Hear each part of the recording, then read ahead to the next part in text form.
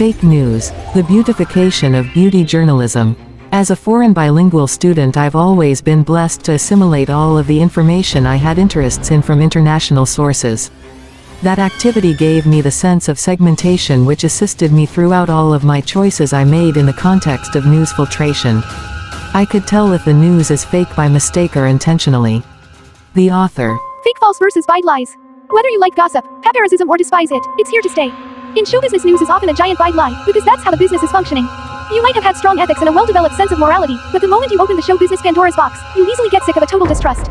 Exactly the opposite of what you build up throughout your whole life. The innocence is lost, but this time not in translation. It's gone forever. Suddenly, you realize that's how life goes. People make money out of lies. They want to pay to be lied to, so that they could start blaming the media about their personal immoralization.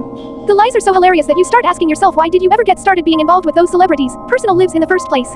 You start looking for the truth, but soon you realize that there is no such thing in this niche. Every single word is said to make you believe in some other's beliefs.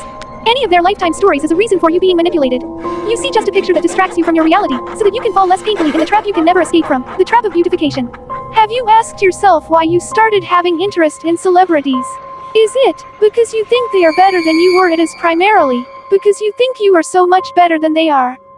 How many times have you actually found the facts about them, so that you can make comparisons with your facts?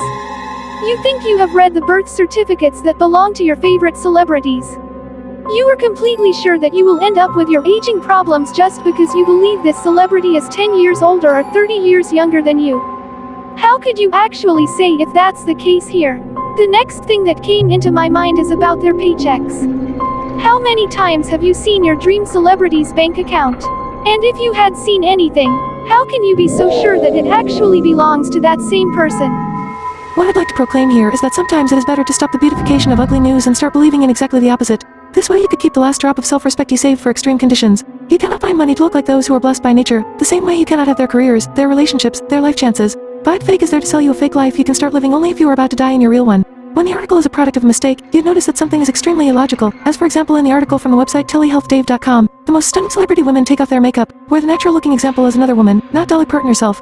Everyone who watched Desperate Housewives would notice that Nicolette Sheridan is completely different from the example that has been given. Now, that's an example of an article, published without the filtration of editorial involving. The easiest way to say if news is false or fake is by using a little bit of literacy or primal common sense. The majority of readers may not be familiar with all of the details, making them a vulnerable audience. It differs from the competent one in many ways, but the most edgy one is trust-issued reading.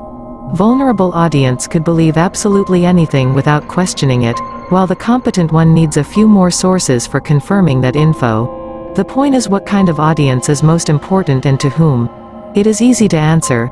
If the website is full of pay-per-click ads, then the vulnerable audience is more important, because the website will be open endless times and chances for ad noticing are increased.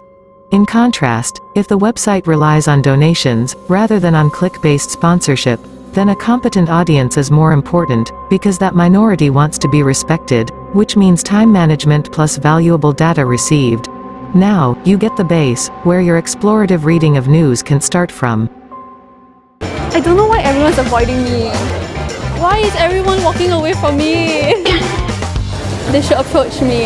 Do you think that this look will be a trend in the future? Honestly, yeah. Everyone will want the same beauty standards and then everyone will look the same, everyone will be a clone.